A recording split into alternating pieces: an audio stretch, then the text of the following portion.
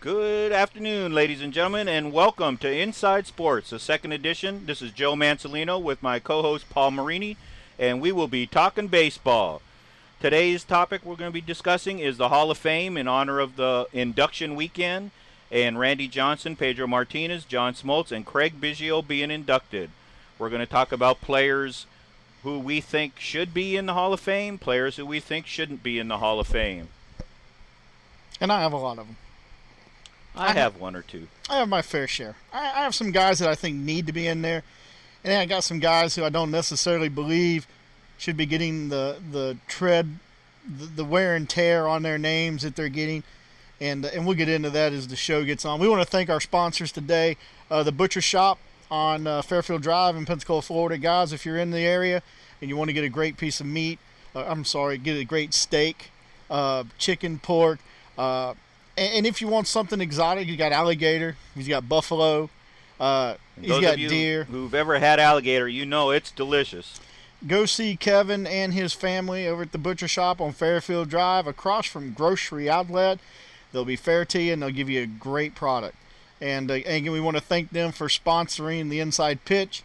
And it's been a great marriage with them so far. Yes, it has. And they're on board for the entire season.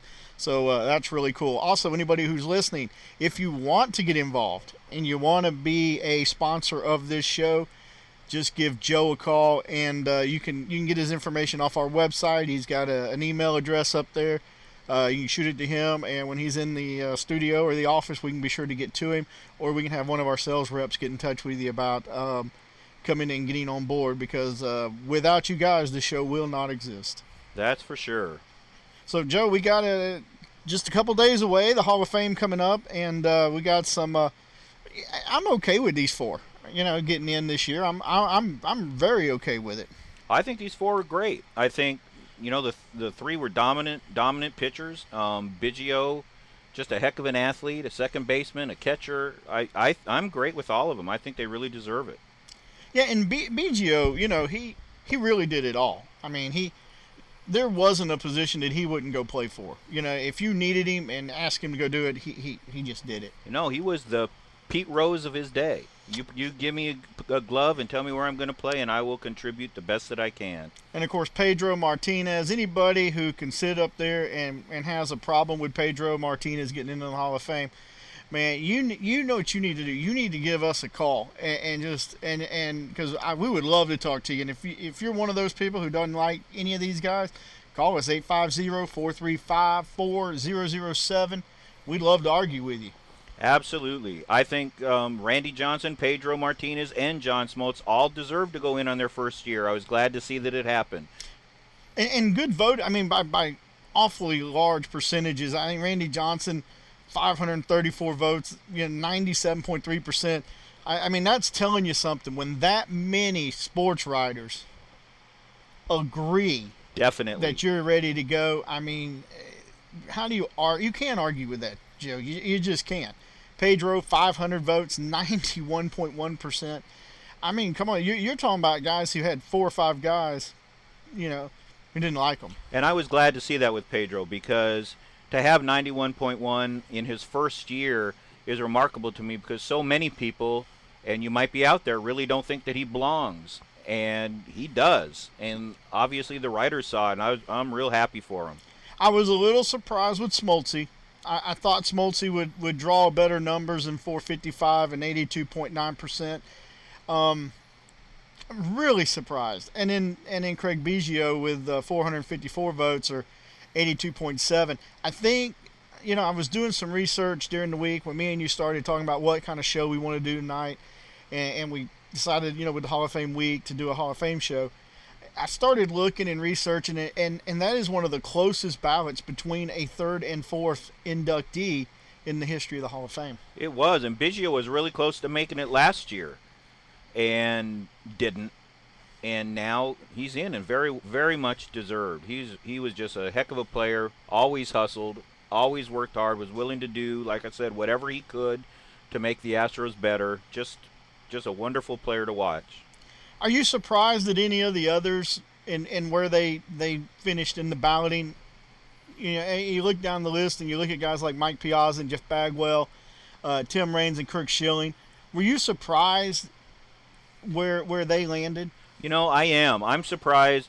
Of all of those, I think Tim Raines and Kurt Schilling surprised me the most. Me too. I thought Tim Raines would have been up there knocking on the door around 400 votes or so. Yeah, and this was his 8th year of eligibility. So he's only got 2 left. To have 8 years and still only be getting 55%, that doesn't home well for Mr. Not Raines. Considering, he needs 450 votes or something like that to get in. You got to have 75%. So you're talking about, maybe next year he'll get in. I'll tell you what, if Tim Raines is one of those that goes to the Veterans Committee, shame on the sports writers. Shame on the sports writers. Because Tim Raines changed, he's one of those ones, we talk about guys who changed the face of baseball. What he did on the base paths, him and Ricky Henderson back in the day, they changed the way managers managed. Well, and they did, and that's going to go. One of the things I'm going to talk about a little later on is the first person who actually changed the entire course of the game and opened it up for Raines and Henderson was Maury Wills. Maury Wills, yeah, back absolutely. in 1962 when he set his record 104 stolen bases. He single-footedly, if you will, changed the name of the game and how you handled things and what you do, and how he's not in the Hall of Fame is just amazing to me, but we'll talk about that a little later. Are you surprised with, as you look down that list, are you surprised to see guys like, Don Mattingly sitting as low as he is at 15, or I think he's 9.1%. 9.1, yeah. 15 years removed from the game. I mean, do we have short memories? Is that what it is? Do you think if we make eligibility sooner, do you think some of these guys don't get forgotten and don't fall through that crack? I don't know. I think waiting 5 years is okay. I think Mattingly specifically was one of those guys. There are so many people out there. For sports-wise, to me, I think the New York Yankees are a lot like the Dallas Cowboys are in football, where you either like the Yankees or you want nothing to do with them. And people who don't like the Yankees don't think of Don Mattingly, don't care about him. Well, let me ask you this, Joe. If you take Don Mattingly and you put him on, I don't know, let's say put him on the Braves, is he in the Hall of Fame by now? Probably so. Probably so. I mean, I really do think that the Yankee, as successful as they are, people don't like success. Unless they're your team. And I think that hurts him. How much of that Yankee stuff do you think goes back to George Steinbrenner and his love-hate relationship with the media? I mean, you're dependent on these sports writers, and everybody knows that he didn't exactly, love the press. I think a lot of it. And I think Steinbrenner as an owner belongs in the Hall of Fame. But people will argue that because talk about memories. People remember that his first few years, he was a terrible owner. He thought he could manage the team. He tried to run it. He would be in the dugout. He would do things he had no business doing, but he learned how to be an owner. And once he learned how and turned it over to the right people, we all see what happened. I mean, he made them winners again. And I just want to throw this out there. I know this is a baseball show, but Jerry Jones, if you're listening, the Al Davises of the world, if you're listening, go to the owner's box. Put people in you trust, let them do their jobs, and you'll win a ton more Super Bowls and World Series as far as that goes. I think that's a definite. And I think that people hold that against Steinbrenner, but he really did learn how to be a better owner. And not as long, but I think Ted Turner was the same way for the Braves. He did the same kind of thing that Steinbrenner did in the beginning, and people didn't like him, but he learned how to be a good owner. Do you think it's because, you got such a large investment? Let's face it, owning a Major League Ball club is a huge investment. Do you feel that maybe these guys want to put their thumb on where my money goes, or my thumb on how we're making money, and it relates to what's taking place on and off the diamond? I think so. I think in both of those cases, with Steinbrenner and with Ted Turner, They both owned other successful companies that those companies were successful because they were hands-on. Right. They know that. And so you think, okay, this is just another company that I own. I need to be hands-on. Well, that doesn't work. Well, Joe, let me ask you. You coached in the Braves organization. You were in that organization for a while. What was your experience with upper management in that organization? I was far removed, but with the things that I did see, they were very, very professional. They treated everybody successfully. They made you want to be a Brave. They were very proud of who they were and treated everybody first class. Well, would you say in that, look at today's Braves and try to put your finger on what's wrong with the Braves now. Is it too much success that now we've lost interest in the team? Or is it all a play now to get ready for that new multi-billion-dollar facility? I think they're getting ready for the new facility because I don't think any team has too much success. I mean, you want to win the World Series every year. We all know that's not going to happen. But you want to be in the playoffs to have that opportunity every year, and that can happen. But with the Braves, they were in the playoffs and they couldn't fill their building. No, they couldn't. And that gets to a point. Now you got to start, are we losing money? And how do we fix that, blood streaming out of the machine to, something's got to give because now we're losing money. We're not filling the stadium. We're winning. At what point do you, or should I say, how do you find that equal balance?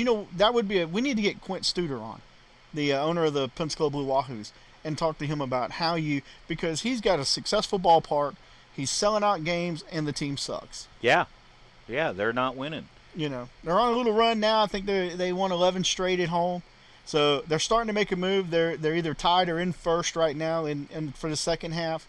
But this is our 6th year. But historically, you're right. I mean, we're a losing they sell franchise. out. They have a beautiful stadium. They sell out, and they don't have a winning team. I think that says a lot for management. And that goes back to the Cubs. Look at the Cubs. Look how many years they've lost. 100 years. They've been the lovable losers. 100 years. Isn't that what they were? The lovable losers, the Cubs. But they sell every game out. I don't think there's any fan like a loyal Cub fan in any sport. Amen. And they really have had nothing to be loyal about, yet they are die-hard loyal fans, and you have to love that. As a sports person, you just have to love that. Let me correct you. As a loyal, die-hard Cubby fan that I am, we live for one inning. We want that one inning. We want that inning where we're down by 4 and we score 3. We want that one inning where we're down by 4 and we tie the game. We don't have to win. We just want that one inning of excitement. And thank God we're like that, because now if you look at the Cubs of today, we win a lot of one-run games. And they are. They're playing well. They're doing what they need to do to win. They've won a lot of one-run games this year. I think that they're going to be very successful, and like we talked about last week, I think they're going to be successful for years to come. They have that strong infield, young. I think that they are really going to be a dominant team for 2, 3, 4, 5, 6 years to go. Hey, Joe, we got a caller. Go ahead, caller. Hey, is this my dad? I don't know who this could be. How are you, Mr. Mansolino? Doing fine. How are you today? I'm doing great. So the topic is should or shouldn't be Hall of Fame, and of course, Joe, I need to get your opinion along with my opinion on Pete Rose. Oh, I would love to see Pete Rose in the Hall of Fame. I think he belongs there. I think what he did was wrong, but it has nothing to do with what he did as a player on the field. And there's no doubt the way he played the game, with the hustle, with the attitude, and we were talking about Biggio a little earlier, and how he took after Pete Rose in that, Rose would play second and first and third and the outfield. He would do whatever he had to do for the team to win, and hustle all the time. I mean, hence his nickname, Charlie Hustle. I just think there's no way. And as a Dodger fan who used to sit out in the left field pavilion while other fans threw firecrackers at him, he played left field too for the Reds. He that's what I said. He played the outfield. He played first. He played second. He played third. He did whatever it did for them to win. I agree with you. It's not what you do off of the field, even though some people, there's the latest is, he did bet on baseball. But maybe as a manager, I still question whether he bet on his team. And the Hall of Fame is what you do on the field. And how can you keep the guy with far and away the most hits and the best hitter ever in the game out of it? Honestly, let me ask you a question. If it's anybody else in this free world other than the people who do the voting, if you turn the voting over to players and fans, he's in. I agree. How do you? Still be, I don't think it'll be unanimous, because I still think you have people that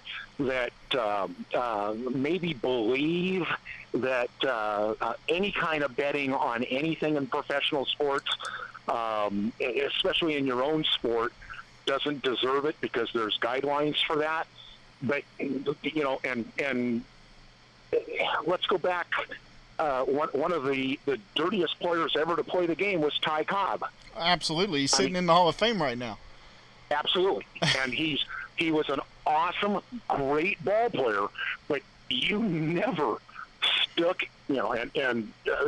just from everything that I've heard, you never stuck it out when Cobb was coming into second base, because those cleats were always hitting you in the chest, not the leg. Yeah, absolutely. We're going to talk a little bit about Pete Rose in the second half of the show, because me and your dad got into quite a conversation the other day about it, and there is on merit alone. I mean, just what he does between the lines. It is crazy that you and my dad. Yeah. Well, and I think what Tom said about Ty Cobb is true about going into second, but Tom was playing second when Ty Cobb was coming in with the spikes up, so he can relate to that. Well, I mean, there's so many players that are in the Hall, so many greats, and it could be debated right, left, and center. In my opinion, Mickey Mantle would have been the one that had the greatest, most home runs, had he not blown his knees out and had his other problems. But Pete Rose or anybody should be graded on what they do on the field. Now, okay, so somebody will call in and say, well, to that guy, does that mean that McGuire or Palmeiro or Sosa deserve to be in the Hall of Fame? It was proven and it was admitted that they took PEDs. So while their records are great, and Joe, I know you're going to believe this one, yes, it helps you distance on the home runs. It doesn't help you hit the home runs. Oh, I agree with you 100% exactly as well. Right. That's exactly right. You still have to have the talent to do it, it adds the distance. Yeah. And Yeah. I think because it adds the distance, none of those guys are credible as far as I'm concerned. And the sad part is most of those guys, not all of them, but most of those guys didn't need to do it. Well, Joe, here's a question to you on a team that was near and dear to you and to me, okay? And by the way, Joe and I went to the same high school, so I've known Joe for a long time. That's okay. If you need him to be your dad, we're good with it. Joe, what about Mike Piazza? We were just talking about Piazza. We were talking about Piazza. He's the one that just missed it this year. He had 69.9%. And nothing's been proved. Everybody, he had to have. Well, there's no proof. There's nothing that he did. And so you have to take the other side of it, at least I think, and you have to say, no, he didn't. And what he did on the field, both with the Dodgers and with the Marlins and the Mets, was have the most home runs of any catcher that ever played the game. All right, I'm going to ask both of you guys something here. I'm getting ready to throw the wrench deep into the engine here. Do you think, because I personally feel that baseball had their hand in what was going on with Sosa, McGwire, just coming off the strike, baseball at its lowest point. You're going to tell me that when they saw this going on, that there wasn't somebody sitting up in that front office encouraging that? Because you know what that did was fill ballparks every night. There's no doubt that that's what happened. The home run chase between Sosa and McGwire. It was worldwide talked about. It brought the fans back into baseball because they did lose them. And I know people who didn't watch for a few years, and then there's the home run things going on, and people were back, and now they are back. And I'm telling you guys, baseball, whether they admit it or not, had a hand in encouraging the use of the performance-enhancing drugs. I promise you that. I guarantee it. They'll never admit it, but if they wouldn't have done it, we wouldn't be sitting here with sold-out ballparks today, because I don't think the game would have bounced back as quickly as it did without that event taking place between Sosa, McGwire, and then with Barry Bonds a few years later doing what he did. You know, it is what it is. If anybody out there who doesn't believe that it's still being done, you know, I hate to tell you, I still believe it's being done. I still believe that somewhere in the utility closets, Major League Baseball is saying, hey, do what you got to do to fill these ballparks and keep them full. And that's just my opinion, you know, and everybody's entitled to theirs. But I know back in that day and age, when that was going on, you can't convince me that Major League Baseball wasn't sitting there sending them emails going, hey, guys, keep it up. Do what you got to do. Love it. Ballparks are full. People are talking about it on Monday mornings. They're talking about it during their lunch break. Keep doing what you're doing. You know, I don't know that baseball encouraged it, but I really do believe that they condoned it. They did nothing to stop it. They definitely turned their heads. But back to what Tom was talking about with Piazza. One thing that I have to say about him is he had a strong work ethic. He was one of the first guys at the ballpark working on his defense, working on his hitting. In between the innings of the game, if he wasn't at bat, he had little wrist exercise things that he was always doing. He was always making himself stronger, always taking batting practice. He had a tremendous work ethic. Whether you liked him or not, you can't take that away. He was a very, very hard worker. But I think Piazza played in the ideal right spot for him. I think with Piazza playing in L.A. and then later moving to the Mets, you know, I think he had the two markets he needed to blossom and bloom. Because in L.A., you know, you just, if you watch it from the outside, it doesn't really appear there's a lot of pressure, you know, on you playing in L.A. It looks like it's a pretty laid-back place. Folks come out, they just enjoy the sun, the ballpark, you know. And then when he got to the Mets, I mean, he was like a lifesaver. You know, the Mets needed his spark. And he absolutely needed the Mets. I mean, he needed to go there. His time with the Dodgers were done. I mean, people hated to see him go, but it was done. It was time. And he did for the Mets just what he did for the Dodgers. I mean, he really worked hard and taught them how to win. Okay, now let me ask you the same question we talked about earlier. You take Piazza and you put him somewhere like with the Yankees to start off his career. Do you still talk about him like you're doing now? I think so. Because like you said, he is a major market guy. If he was in Kansas City, if he was in San Diego, I don't know that we would be talking the same way. But he plays to the major market. And part market of that, Joe, and I'm going to make a comment on what I thought I heard. LA fans, and Joe, you know as well as I do, and LA fans, yes. They come in the second, a lot of them come in the second inning and leave in the seventh inning. But LA loves their teams. Now, I'm not going to disagree with and say that, well, they love winners and they support it. But, you know, how many years did the Dodgers have less than adequate teams? They were 10, 15, 16, 20 games under 500, and they still drew 3 million people. That's always a credit to the organization. Always, yes, it is. But it's also a credit to the fans. Yes, it in is. the Los Angeles market who love baseball more than any other sport. Well, I definitely will not argue with you on that point, because it's clear that they love baseball more than they like their football, because you see what happened with the football.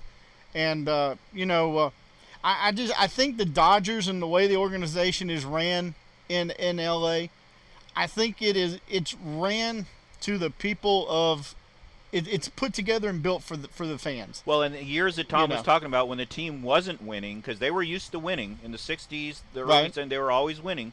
And then after like 81, they started struggling a little bit, give or take a couple years.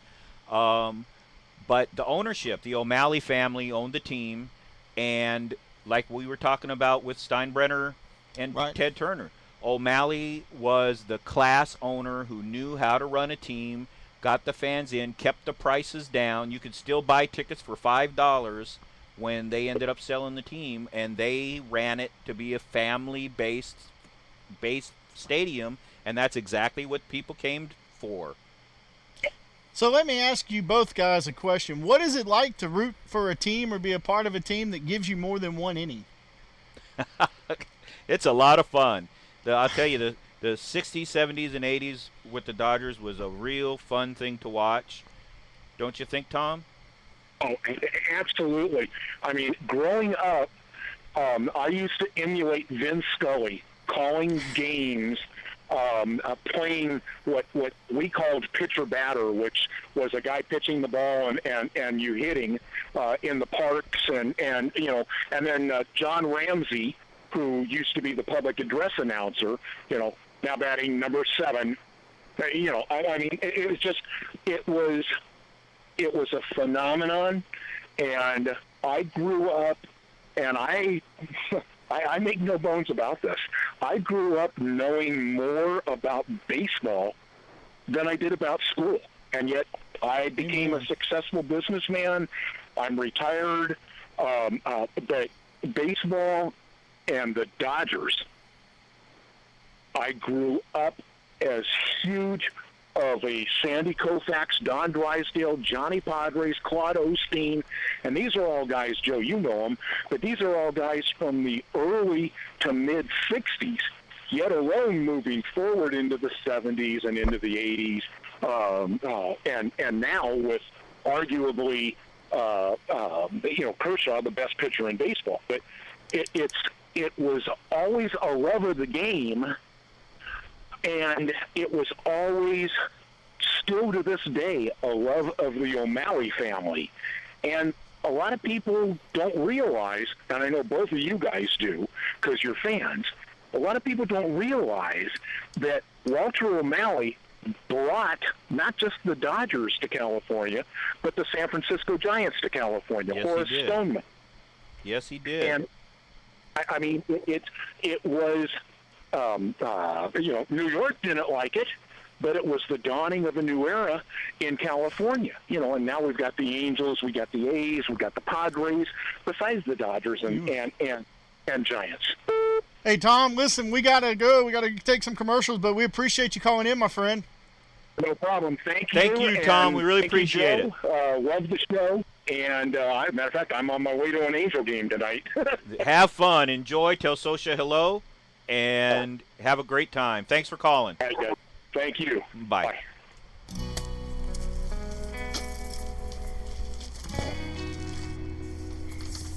He really knows sports. But I had Lenny Randall calling because I didn't think he would call. Who is he? He's Where are the the guy who I country went to high girls? school with. They're at farmersonly.com. He knows everything about everything. Cool. He was good. Good call.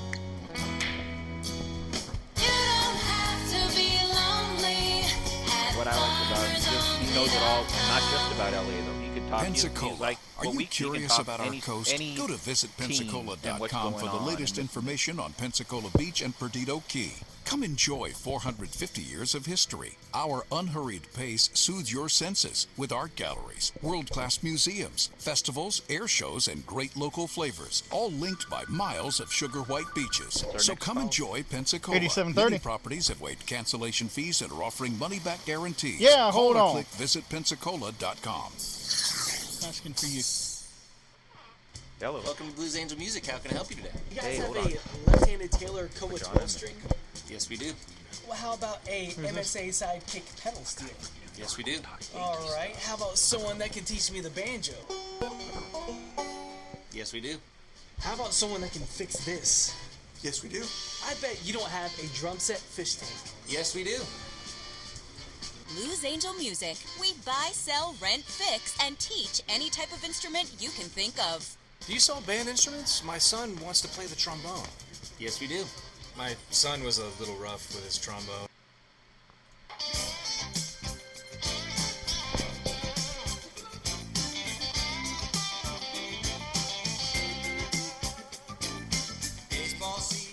And we want to welcome everybody back to the Inside Pitch. And we're going into what will be inning probably number 4. I would say so. As we just had a great caller, and we got another caller on the line. Caller, go ahead. Our next caller is a Mr. Yankee, is what he goes by. His name is Pat Ruggiero. Pat, how you doing today? Good, Joe. How you doing? Doing fine, thank you. So, who do you think belongs in the Hall of Fame that isn't there? Well, I have a list here. Love it. Love the list. First of all, you got to put Maury Wills and Gil Hodges in there. Maury Wills and Gil Hodges. Those are two who I definitely think belong. I mean, Maury Wills changed baseball. We were just talking about that. He had 104 steals in 1962, which we were talking about how he opened it up for Henderson.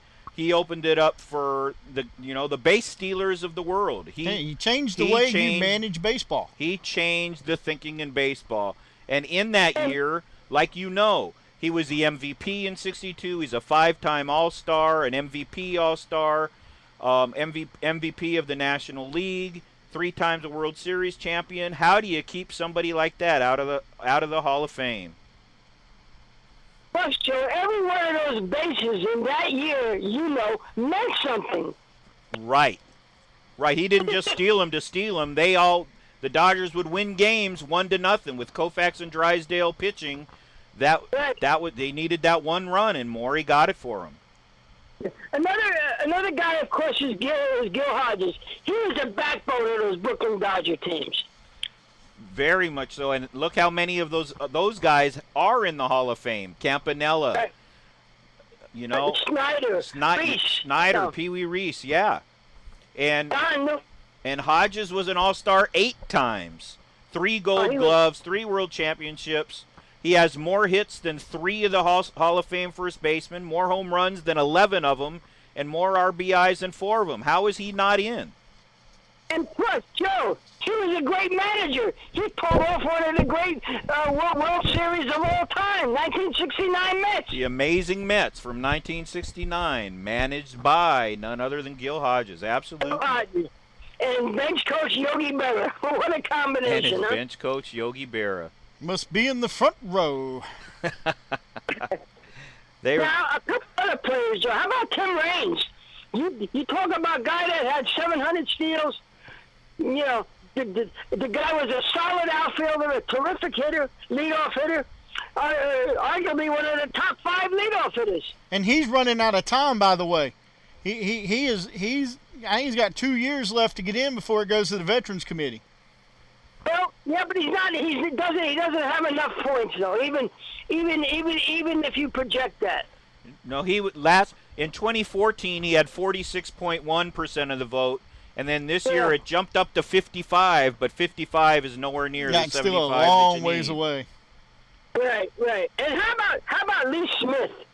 Yeah, I agree with you there, buddy. How about Lee Smith? He was dominant. He held that relief pitching record. I mean, when you talk about being afraid to go to the plate, other than Randy Johnson, one of those guys was Lee Smith. He was just big. He was dominant. He could throw hard. He could throw strikes. How is he not in? I think with Lee Smith, that's where he played.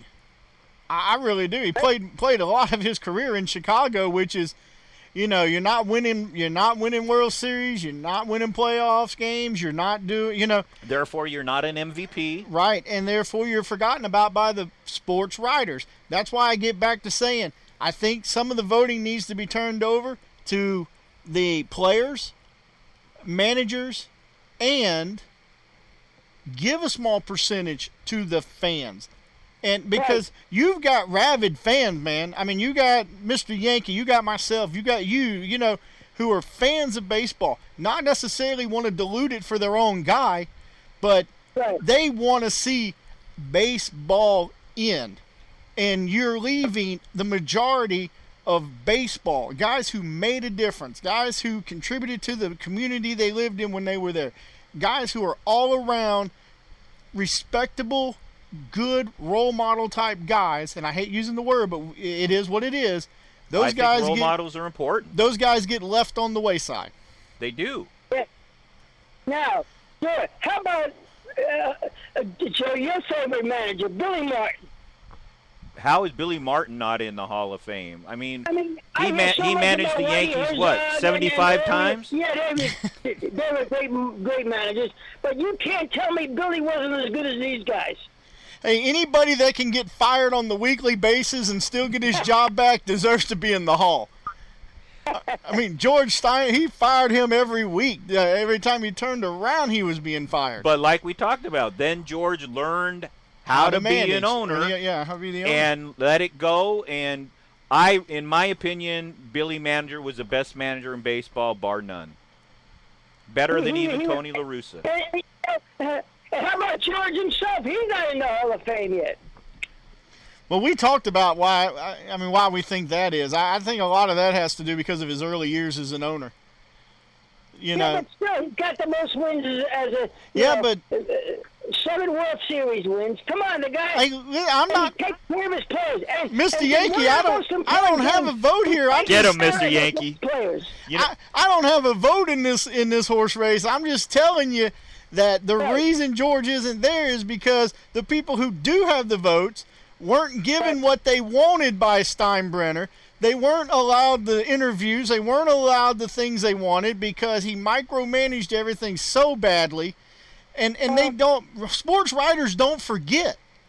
They're like elephants. You know, they remember everything, and that's why it's why you have guys not in the Hall of Fame that need to be in the Hall of Fame. And they remember the wrong things more so than the right things. Very, very much so.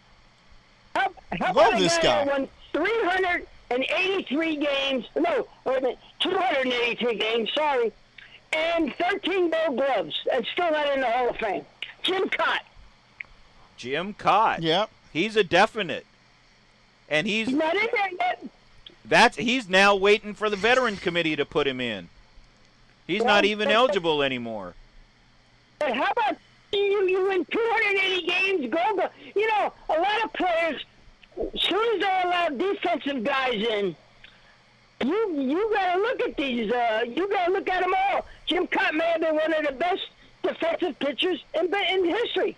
You know, and we were talking last week with our guests Al Downing and Denny McClain, and Jim Cott pitched in that era. He won 280 games, and look who he was pitching against. Guys who dominate and are in the Hall of Fame. He wasn't pitching against players of today who the league is so spread out. And I mean, he was pitching against Hall of Fame players every day, and he won 280 games. What is the Veterans Committee doing? And was a terrific fielder. And a terrific fielder. How does the Veteran Committee not see that? I got to question this Veteran Committee, Joe. I really do. I don't know why nobody was elected this year. That's a shame.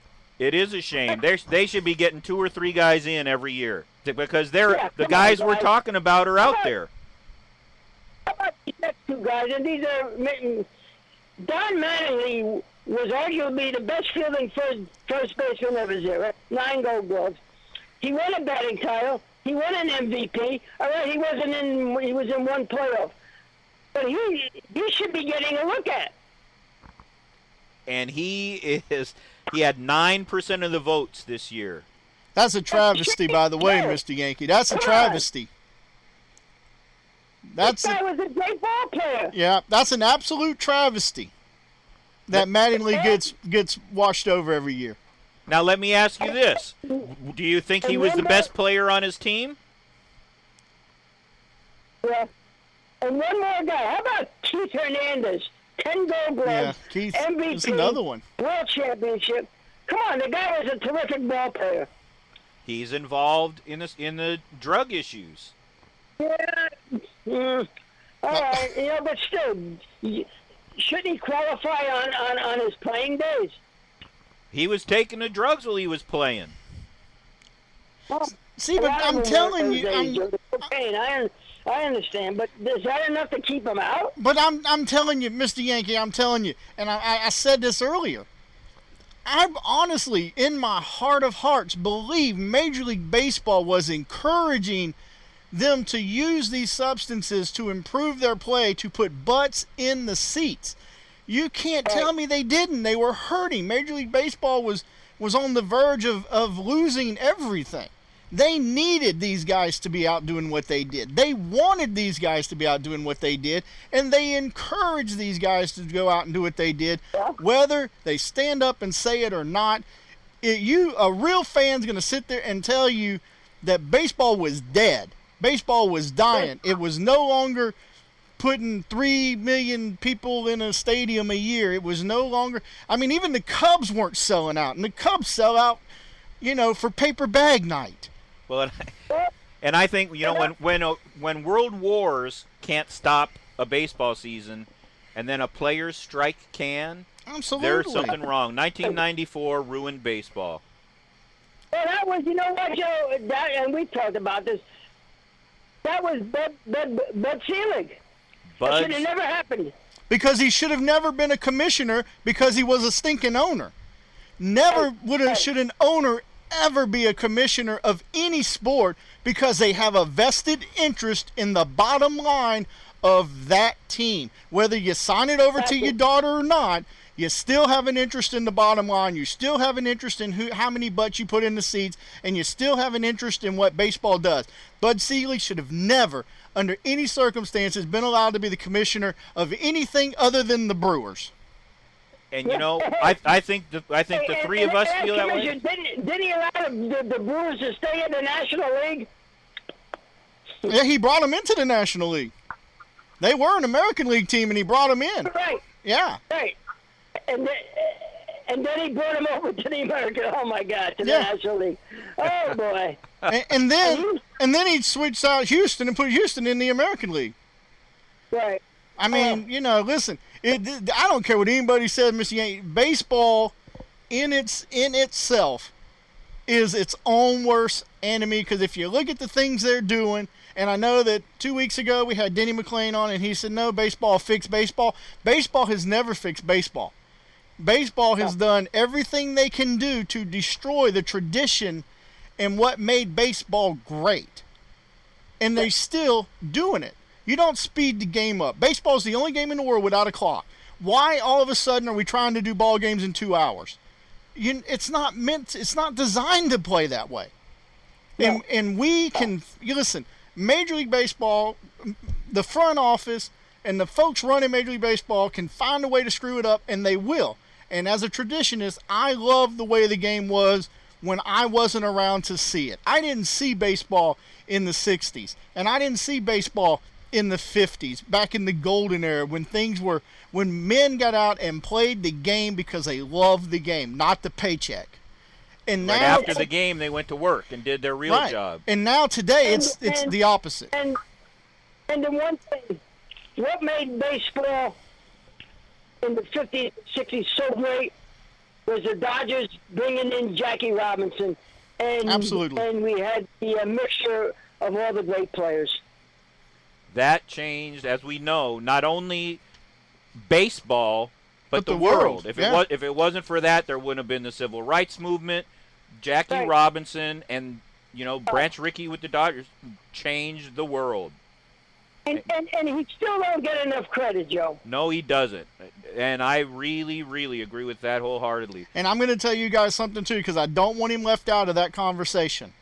There was a young man who played on that team who stood beside Jackie from the get-go by the name of Pee Wee Reese, who should not be forgotten for the crap that he took to not sign the petitions, to not do what he did, to stand there and say, if he's better than me, let him beat me out of my position. To be that kind of an athlete. That's greatness. That's greatness. Very much so. Very much so. That's why, as much as I'm a Yankee fan and the Yankee organization's one of the greatest, you've got to give the Dodger organization credit. You just have to. Can you say that one more time?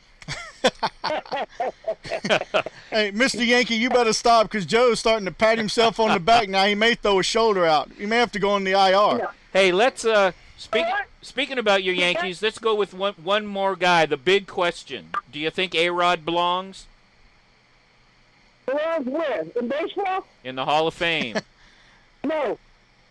I love a man that speaks the truth. I agree wholeheartedly. He doesn't. Look, A-Rod not only did it once, he did it again. He did it again. He lied about it. Who's going to sue baseball? Come on, A-Rod. I mean, how stupid can you be? Well, and and the way you phrase it, he did it again. I disagree with that. I don't think he ever stopped. I think he consistently did it. That could be true. He just kept doing one thing stupid after another. My God, A-Rod, even all these guys stop at once. They would have the evidence right in his face, and he'd say, "Oh no, that wasn't me." Wasn't me. That's not me on the video. I don't know who that is. It look alike. We all got one in the world. And he doesn't have a twin brother that he can blame on, does he? No, at least Canseco had a twin brother. He could have said it was him. Right, you know. Hey, Mr. Baseball, we got to let you go, buddy. We got to take a commercial break and pay some bills. Thank you for your phone call. Thank you, Pat. guys. Very much Hey, appreciated. And I want to give a shout out to all our servicemen and women defending our country. Amen, brother. We agree with you there. Amen. Thank you for that.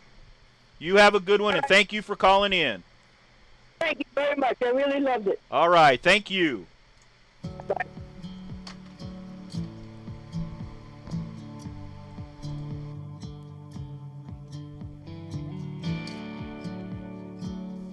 What if I told you that you were thirsty? You were thirsty for something that you couldn't describe. It's like coming onto the promise, just a trickle, even a glimmer of moisture, of water in the vast desert.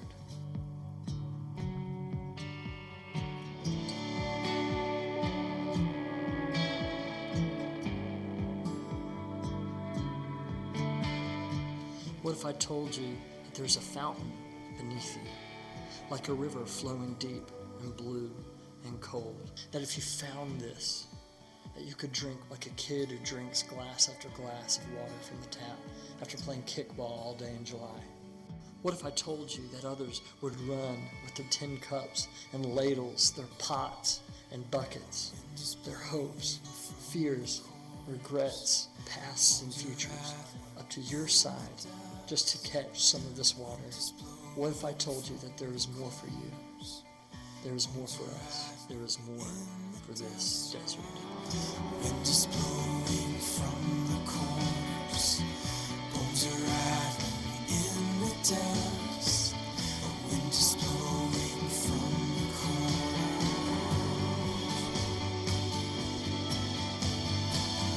Wind is blowing from the corners. Bones are rattling in the dust.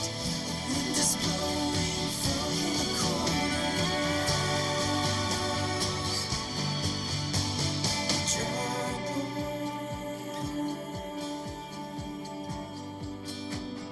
Come to life.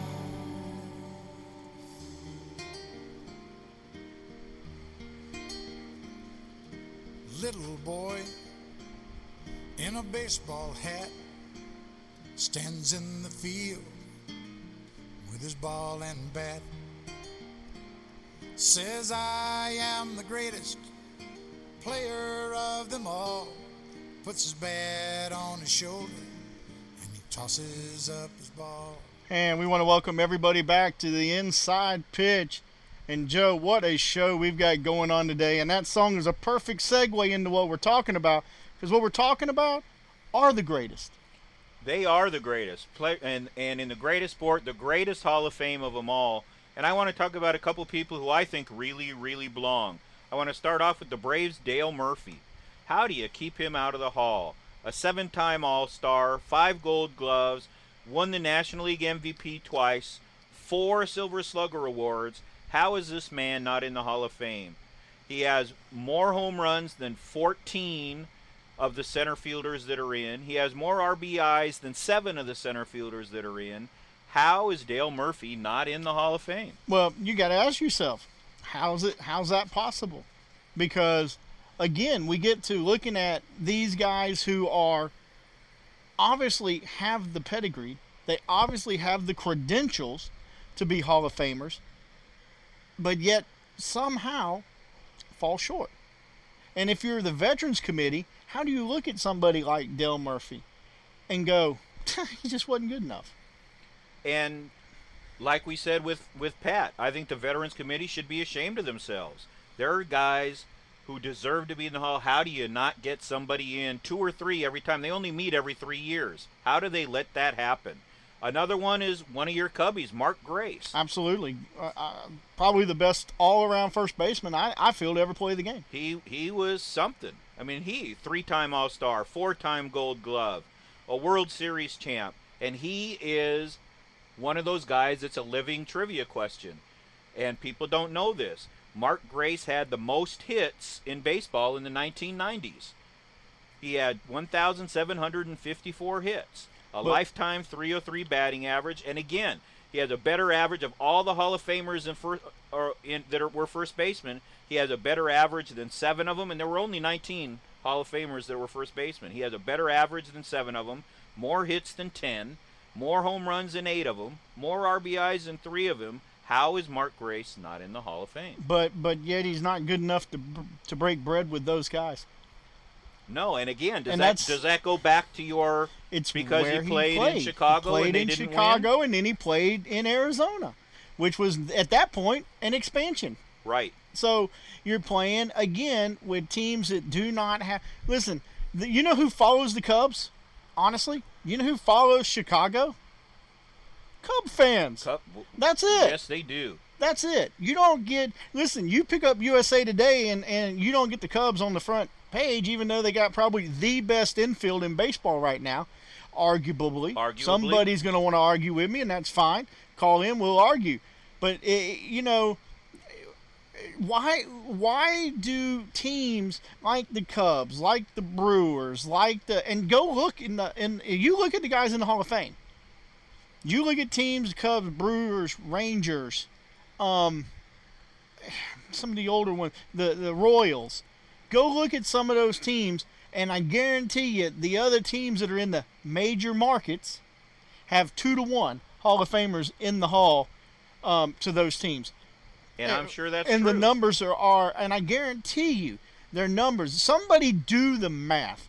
Go and look and do the research and call into the show, because we've done it. The reason we're putting it out here is because I spent all week looking at numbers and how it happens. And you have guys out there like Gracie. You have guys out there who deserve to be in the hall, the shrine of baseball. These are guys who are not in there, the Dale Murphys, the Murray Wills, the Gale Hodges, the Mark Graces. These are guys who covet the game. Very much so. They don't. They didn't make a lot of money, man. These guys, didn't. They played before, well, and especially back to the two of the guys that Pat brought up, Maury Wills and Gil Hodges, and they did play in major markets. They played for $5 food per diems, a hotel at the Shady Creek Inn, right, and a front seat on the 8-wheel express. And I mean, really, how can Maury Wills not be in the Hall of Fame? Besides single-footedly changing the whole strategy of the game with his 104 steals in 62, like we said, a 5-time All-Star, the MVP of an All-Star game, the National League MVP, 3 World Series champs, has a better batting average than half of the shortstops in the Hall of Fame, and more hits than 8 of them. How is he not in the Hall of Fame? It's criminal. And the oldest of the guys, who I think, Gil Hodges, like we were saying with Pat, an 8-time All-Star with 3 Gold Gloves. How is he not in the Hall of Fame? And back then, I mean, I don't know, I wasn't around, Joe, but back then I imagine it wasn't the local fans going to their computers and saying, Gil Hodges, and putting 7 million votes in for him. No, not at all. I mean, back then, I imagine making the All-Star game meant something. And it did. You know, and I'm not saying I'm not sitting here in any way saying to trivialize what the All-Star game means today. Okay, listen, the All-Star game is a showcase of the best athletes you have, but year after year, some of the best athletes are sitting at home during All-Star weekend. Some of the best ball players are sitting at home All-Star weekend because they may not be the most fan-friendly. They may not be the guy out there when the game's over for 3.5 hours signing that autograph. And I really think that that's true. But when you look at some of those guys, I think all in all, and there's always going to be exceptions, but the fans do pick the stars of the game because they do want to see those guys. You know, you do want to see the stars of the game out there playing the game. You don't want just all the players from your home team. You want to see Bryce Harper out there playing, not necessarily your guy. I mean, you want to watch the stars. So all in all, they do okay. But something has to be done with the voting in the Hall of Fame, and especially the Veterans Committee. But I agree with what you said about letting players, letting managers pick, because the sports writers have vendettas, and it just isn't always working. Here's honestly, take 10% of the votes, give it to your sports writers. Take 10% of your votes and give it to your fans. Take 30% of your vote and give it to your whoever you want to give it to. And then take that 50% and give it to the men who are out on the field playing the game. The men who played either with or against those guys. Played they know the history of the game. Listen, man, I believe honestly that you take somebody like Denny McLain and Al Downing or Dale Murphy or Mike Smith or Mark Grace and say, hey, here's the ballot. Pick them. They know what they're doing. They know who they went up with, and they understand what it takes to be a Hall of Famer. A sports writer sits in the booth, we're in air conditioner, we eat free food, we have our little lapel pins, we go down with pencils, we take a few notes, we write a story, we put it in the paper or on TV or radio, and poof, you have sports writers who couldn't tell you who Jackie Robinson is. And that's true. But yet they get an all-star, they get a vote for the Hall of Fame, the most important place in baseball. And you have sports writers who would go and try and get an interview with Babe Ruth. And if they didn't happen to get one, they're not going to vote for Babe Ruth. And how ridiculous is that system? I'm telling you guys, you have 10% of the fan base out there who is smart enough. If you don't believe me, listen to this show. Just listen to this show. If you don't believe that we don't have 10% of the fans who are qualified to make an Hall of Fame vote, just listen to the callers that call into this show. Because I guarantee you, I put 10 people, I can go pick 10 random sports writers right now today that are writing sports today, and they couldn't stand 10 minutes in an argument with the two callers we had today. I'll take our two callers against any of them. I'm just telling you, you have better educated fans than you have the people who are voting on the game simply because they love the game. They're not getting a paycheck to be there. They're not being told, hey, your assignment today is the Braves-Dodgers game. Go do it. And they're not getting turned down from doing interviews. They're not missing deadlines. They love the game of baseball because the game of baseball meant something to them at some point in time in their life. I guarantee you, Mr. Yankee, and I guarantee you, our other caller beforehand, and Tom and Joe, you sitting here, I guarantee you guys that y'all have watched more baseball than me. That y'all have been around baseball more than me. But I promise you, I can hold up in a fight when it comes to the history of the game because I love the game. And we talked about that on our debut show, where I think even players in the game today don't know the history of the game, and worse, don't know the history of their team. And something needs to be done about that. You can't lose the history of the sport. You just can't lose it. You know, and this is such a terrible segue, but I just want to make this point.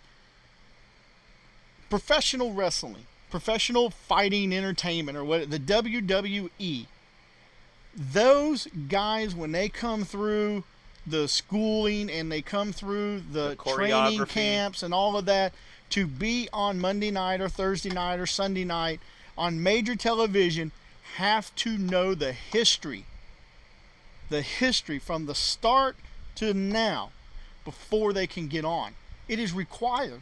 They have to love that job. They have to love that sport. They have to love what they're doing, and the WWE does it better than anybody to make them understand the heritage of what made their sport what it is today, which is probably one of the most grossing, dollar bill grossing events in this world. Unarguably. I mean, that's true. And I think, and it's sad that I think most of the players coming up today, and some of them understand the history, and some of them care about the game and love playing it, but they are driven by the money. They're not driven by the history and the sport and the love of the game. They're driven by their ability to make a huge paycheck because of the God-given talent that they have. And I'm not saying it's wrong by any means. I'm not saying that, oh, these kids should not be making millions of dollars. I'm not saying that at all. No, and I'm not either. More power to them. What I am simply saying is, if you're going to make a living, and a comfortable living, in a sport, know your sport, not just your position. Know how the Braves became the Braves. Know that they started in Milwaukee. They went to Atlanta. Know Eddie Matthews. Know Hank Aaron. Know the story behind the Braves and how they got to where they got. Know the story behind Fulton County Stadium. Right. Yeah, it wasn't always Turner Field. No, it wasn't. You know about Ebbets Field. Know about Hank Aaron. Know about the polo yards. Right. I mean, if you want to make, these guys are going to, at one point in time in their lives, are going to be a walking history question that are playing the game right now. And it's a shame that they don't know why they're there. And I think worse than that is they don't try to know. They don't care. I mean, when you're in those All-Star games and you see all those players out there on the field. Listen, if Johnny Bench walks up and sits beside me, I'm a puddle. Don't you just ask him questions and learn it all? I just want to know, what was it like to be managed by Sparky Anderson? What was it like to line up next to the Steve, catch the Steve, or what's his name, Tom Severs, to play with Pete Rose, to watch George Foster track down a ball? What was it like? Joe Morgan. Hey, what was all that? Davey Concepcion.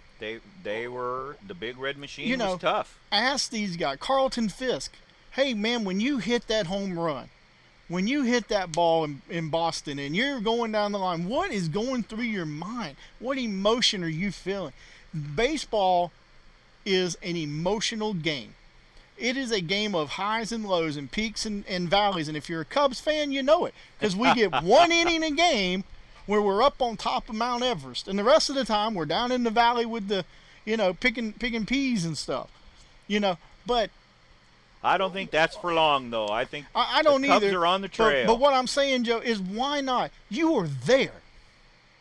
You are there. You have these guys available to you to go, hey, man, what? I mean, it's like Hank Aaron standing in Mobile, Alabama and playing long toss over his house with his brother, Tommy. I mean, how many guys know this stuff? And it's every available. Single club has their former players that come out sometimes just to watch.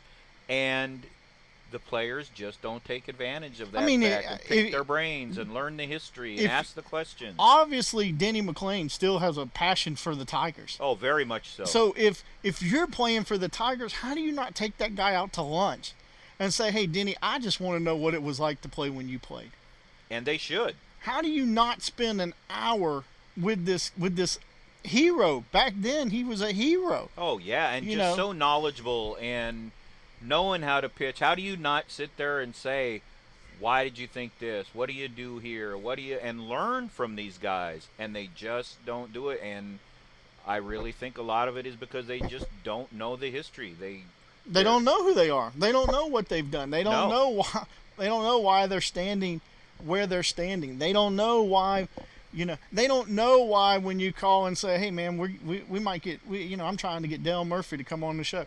They don't know why all of a sudden I start pulling my hair out. Why I'm calling folks going, man, you won't believe who we may be getting. Because they don't know what he meant. Right. To the game, to the fan. Right. To the true fan of baseball. Those nights, those games between the Cubs and the Braves. Listen, as a Cubs fan, the only time I got to see the Cubs play live was in Atlanta. Right. And living in Pensacola, the only two teams you had was the Braves and the Cubs, because you had WGN and TBS. And that was it for a lot of the country. You know. I mean, everybody was exposed to those teams, and it got them a lot of fans. That was very smart.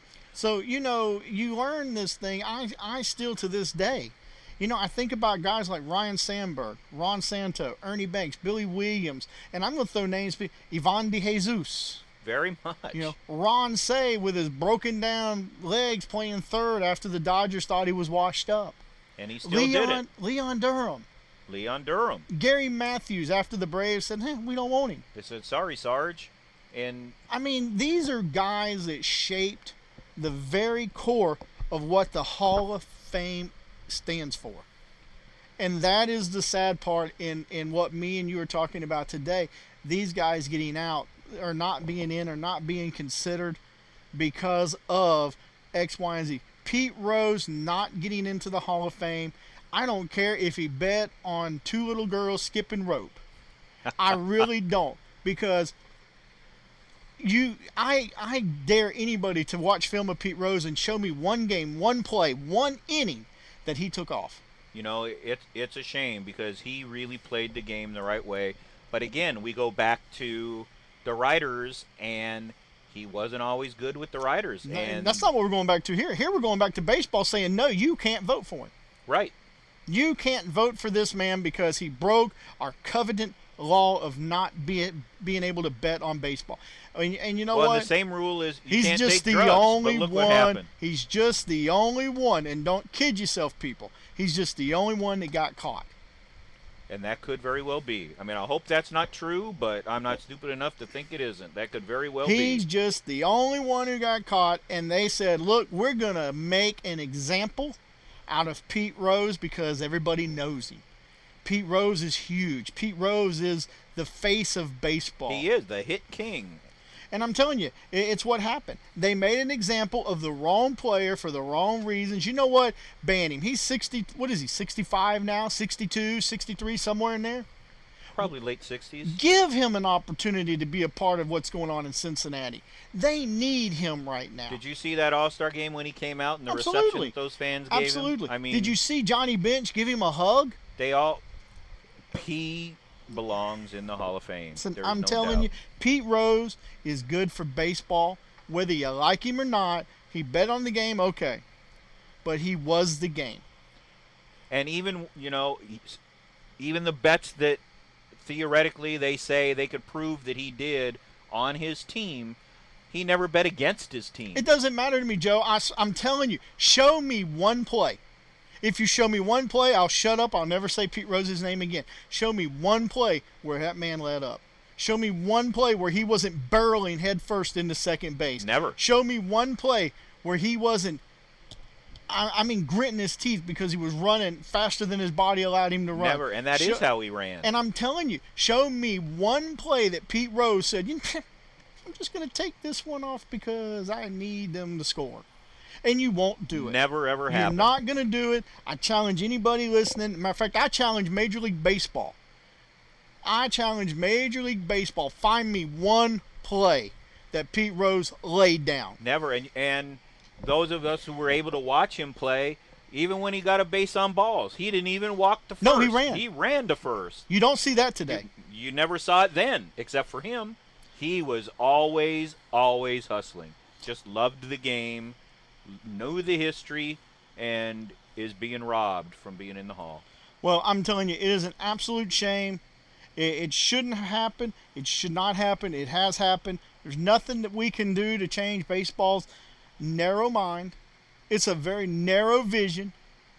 But you know what? With everything else going on in baseball today, and I'm going to leave you guys with this thought, and Joe, I'll give you, your closing comments because we are up against the clock here. But I'm telling you guys, do what you can do to get this man in the Hall of Fame because he deserves it. Do what you can do to get this man to be allowed back in baseball, not as a coach and not as obviously not a player, but not anymore, and not in a front office position. But you know what? Make him an ambassador for the game, because whether he bet on baseball or not, and whether he's lying about it or not, and honestly, I don't care. You show me one person in this country who's not told a lie, and I'll tell you, there's your liar. Very true. Okay? I'm telling you, whether he did what he did or not, whether he said he did what he did or not, he deserves to be in baseball at some point. He has paid the pittance to be in baseball. He has served a harsher penalty in terms of time served than somebody who kills somebody. Yes, he has in a lot of cases, and the man loves the game to this day. Even after what it's done to him, he loves the game. And you know what, P. Rose, if you're out there and you happen to stumble across this on YouTube or something, don't think baseball did this to you. Baseball didn't do this to you. Narrow-minded, little bitty pencil pushers sitting up in the front office who shouldn't have been up there anyhow did this to you. Not baseball, not your fans, not your team, and not your teammates. Very true.